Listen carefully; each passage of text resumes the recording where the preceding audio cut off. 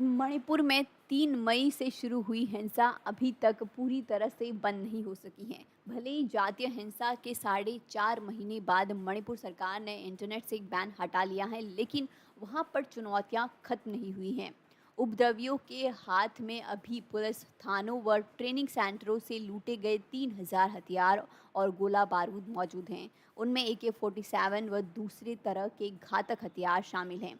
अब मणिपुर सरकार और सुरक्षा बलों के सामने एक नई चुनौती खड़ी हो गई है। वह है उपद्रवियों द्वारा सुरक्षा बलों जैसी वर्दी व गाड़ियां इस्तेमाल करना।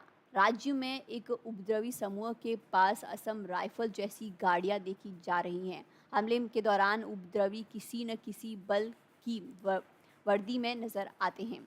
मणिपुर के मुख्यमंत्री एन बीरेन सिंह ने कहा कि अगर अवैध हथियारों को 15 दिनों के भीतर जमा करा दिया जाता है तो उनके खिलाफ दर्ज मामलों पर विचार किया जाएगा। बीरेन सिंह ने कहा राज्य में हालात सुधरे हैं, जिसके चलते इंटरनेट से बैन हटाने का निर्णय लिया गया है। 2 सप्ताह के बाद अवैध हथियारों को बरामद करने के लिए पूरे राज्य में एक मजबूत और व्यापक तलाशी अभियान शुरू होगा। उस वक्त जिस किसी के पास भी अवैध हथियार मिलेगा, उसके साथ गंभीरता से निपटा जाएगा। सूत्रों का कहना है कि पुलिस थानों एवं ट्रेनिंग सेंटरों से लूटे गए हथियारों का इस्तेमाल कर उपद्रवी समूह रोड ब्लॉक कर रहे हैं।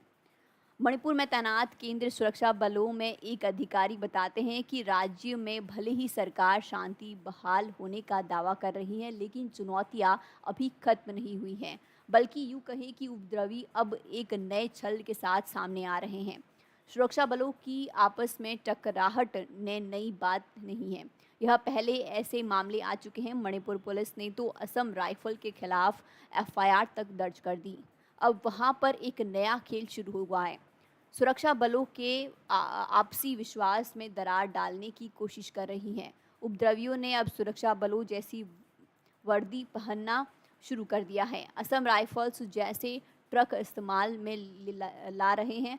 खासतौर पर उपद्रवी इलाकों में रहने वाले लोगों को सुरक्षा बलों और उपद्रवियों के बीच पहचान में दिक्कत आ सकती है। अपराध की वारदातों को अंजाम देने वाले उपद्रवी उसे सुरक्षा बलों के गले में डाल सकते हैं। इस काम में विभिन्न समूहों से जुड़े विलेज बेस्ड इंसर्जेंट ग्रुप लगे हुए हैं।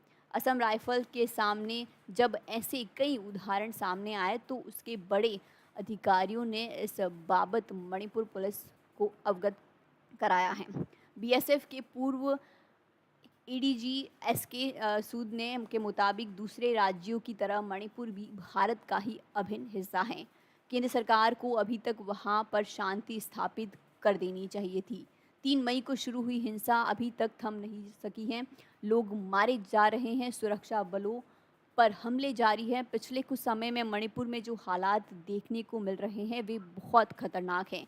2 समुदायों के बीच बफर जोन बनाकर शांति स्थापित करने में से जो प्रयास किया गया वह सफल नहीं हो सका है। इसके बावजूद हत्याएं हो रही हैं। मौजूदा समय में तो वहां पर तैनात सुरक्षा बल ही एक दूसरे के सामने आ गए हैं।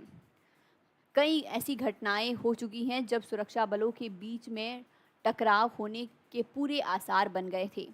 कभी तो असम राइफल के सामने मणिपुर पुलिस आ जाती है तो कभी सेना को ऐसी स्थिति का सामना करना पड़ता है। CAPF को लेकर भी ऐसी ही खबरें सुनने में मिल रही हैं।